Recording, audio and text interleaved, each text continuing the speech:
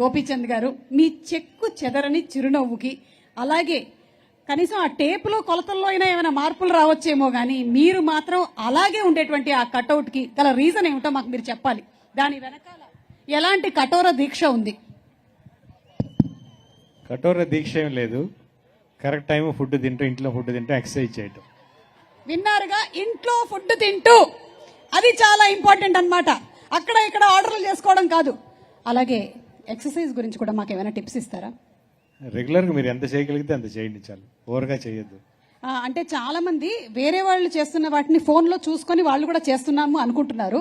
అలాంటి వాళ్ళకి మీరు చేస్తే ఇట్లా ఉండదు, వేరే సైజు పెరిగింది. అలాగే ఎప్పుడు ఆయన ఇందాక అజు గారు అన్నారు, మీ స్మైల్, ఆ స్మైల్ కి గల రీజన్ ఏంటి? మీరు రోజు ఏమైనా మెడిటేషన్స్ చేస్తారా?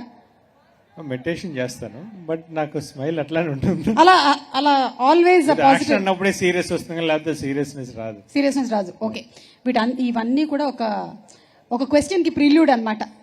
అంటే ఈ మధ్యకాలంలో ఒక ఫోటో ఒకటి వచ్చింది, ఉందా అది రెడీగా?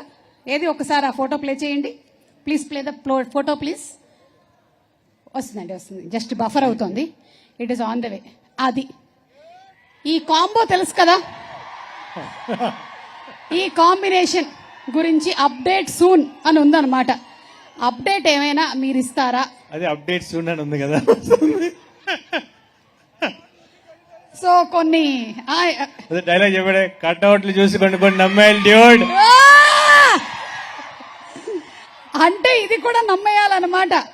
నమ్మాలి. Maybe yes, we are all looking forward to అండి. మీ ఇద్దరి ఫ్రెండ్షిప్ అలాంటిది, ప్రభాస్ గారు అండ్ మీరు, మీ ఇద్దరి కాంబినేషన్ లో తప్పకుండా ఒక మంచి మూవీ చూడాలి అని మేమందరం కోరుకుంటూ ఉన్నాము. థ్యాంక్ యూ అండి, thank you so much. And yes, పక్కనే కూర్చున్నారు మన బ్యూటిఫుల్ మాల్విక.